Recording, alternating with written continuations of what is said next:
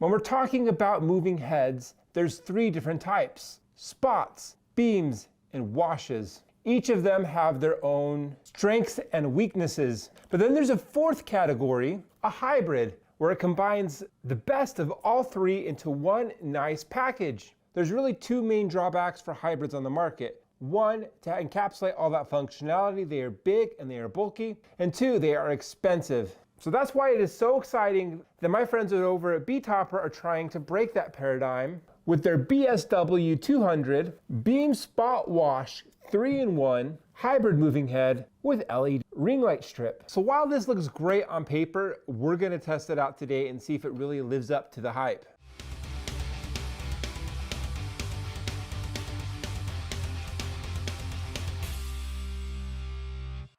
Hey everybody, how's it going? Daryl here, welcome to the channel. So we've reviewed many Betopper products on this channel, and there's none that I've been as excited to demo as this BSW200 with you all today. And I'll have a link in the description below where you can pick up yourself a set of these for the best price. On paper, this thing is incredible. It's a beam, it's a spot, it's a wash, it has a ring light, and it comes in this lovely lightweight package. And this thing doesn't cost an arm and a leg. This thing is extremely affordable. But we're gonna see if it's actually any good. When you get yourself one of these, this is what's in the box. A mounting bracket with hex key hardware instead of a quick lock. Power con cable, safety cable, manual, a branded Betopper lens wipe. Nice. Ooh, it's kind of tricky to get out. A DMX cable, and the actual mover itself. Let's take a closer look. All right, here's this hybrid moving head. And to be honest, this head definitely seems a little bit disproportionately bigger than this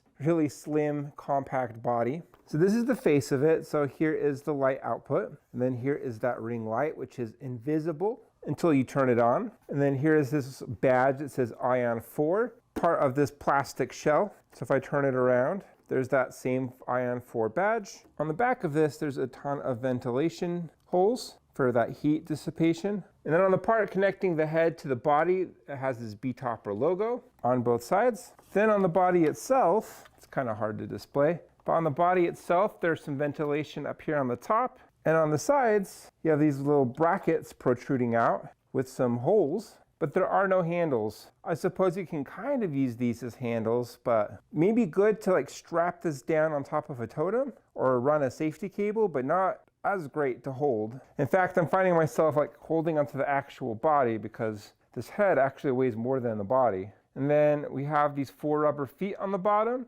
as well as a ton of holes for ventilation. There's a couple of screw holes, which I'm sure is for some mounting hardware, which we'll go over in just a moment. Ooh. And then we have DMX in and out, power con in and out, and then a fuse, no on and off switch. And then we have that BSW200 logo, as well as a 4-button LCD panel. So these weigh 14 pounds and 8.5 ounces. So under 15 pounds in total, that's pretty good. So it's 15 inches tall with the head pointing up, and just over 12 inches with pointing out. And then handle to handle is about 9 inches. And the body itself is 7 inches wide and just under 7 inches deep. So this is powered with a 150 watt cool white LED. Some of the other hybrids I've had in the past, like from Chauvet, they used a discharge lamp, which got super hot and it could not do smooth dimming. It's either on or it's off, and I used a mechanical shutter to turn it off, and it was just not as nice to program as an LED. 24.2 SMD LEDs for that ring light around the edge. So 240 watt power consumption in total. It has a 2.5 motorized focus so that you can achieve like that tight beam angle to a wide spot. So anywhere from 7 degrees to 21 degrees. So the pan says it's 540 degrees, which looks right, although it's a little bit off center. It says the tilt is a full 270. Which, yeah, that's a pretty good tilt, especially if you're using this in totem mode. Yeah, I don't have a way to measure tilt, but yeah, that looks accurate. It has a 3-faceted prism. It has 8 colors, including white. It has 7 static gobos, as well as 7 rotating gobos. And they let me know that they are interchangeable, so we'll try that in a moment, because I am not seeing an easy way to access the gobo wheel. And I'm not opening this thing up with a screwdriver. And it has a frost filter to be able to like atomize the light to be like that wide wash effect. To be honest, this body shape looks really similar to the 150 watt moving head beam that we've reviewed earlier. So it looks like they took that light and just added some extra functionality to it with that motorized zoom and that frost filter. All right, let's go ahead and plug this thing in and try it out.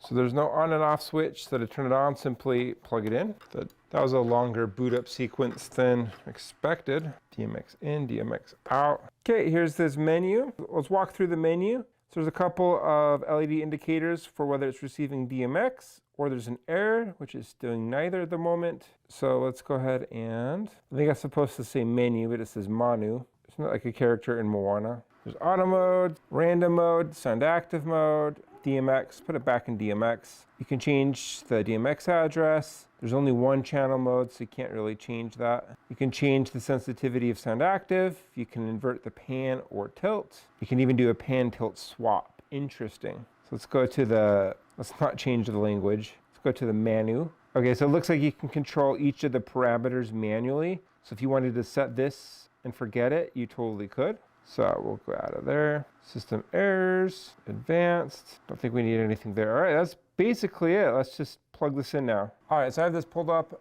in sound switch. And so like the focus, you can adjust this and it like widens it up. And then like the zoom kind of has a unique relationship with focus. So you might have to play around with it, but both seem to like increase its size. But there's always a happy medium between the circle being projected being a nice crisp pattern or not. So there's this frost. Ooh. All right, so the one on the white seems to be working, but there's something going on with the blue one. Seems like there's something mechanical going on in there, so we're not gonna worry too much about it. So it has a prism, a three-faceted prism. Yeah, if you make that a small focus, that's what that looks like. Interesting, it doesn't overlap at all. So you can choose a gobo. Oh, okay, that seems to be a little bit better, a little bit wider. I was kind of worried. Yeah, there's some of those gobo patterns. Hey, that one looks familiar. We have that on our both lighting one. And you can overlap the gobos together and you can rotate the gobos. Okay, interesting. So when you have rotating gobo engaged, it just completely overrides the static gobo. If you turn that off, it just goes back to the,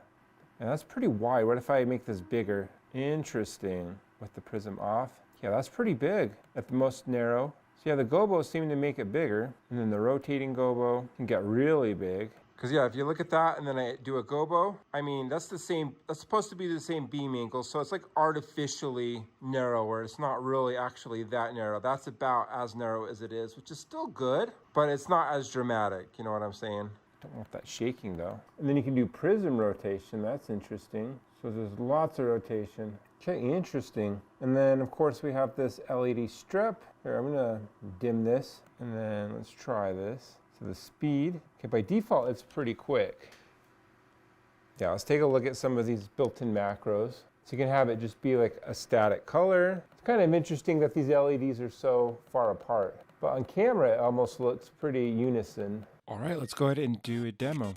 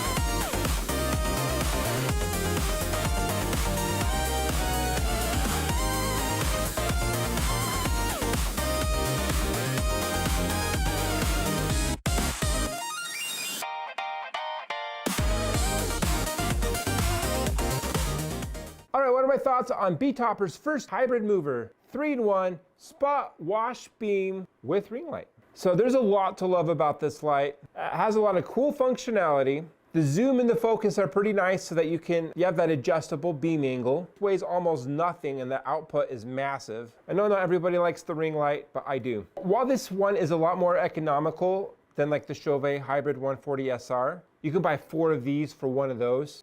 I don't think that this replaces that in functionality. Like, I had a tighter beam. That discharge lamp, as much as I hated it getting so warm and not having that linear LED, I just feel like overall that was a more polished and refined fixture, even if it didn't have the ring light. But if you're needing an affordable light that's easy to transport, that has a lot of functionality, I don't think you can go wrong with these. So I'll have a link in the description below where you'll get the best price if you're interested in picking up yourself some of these. And of course, I have lots of Betopper reviews on this channel. I'll leave those down below. So please smash like and subscribe, and I'll see you in the next video.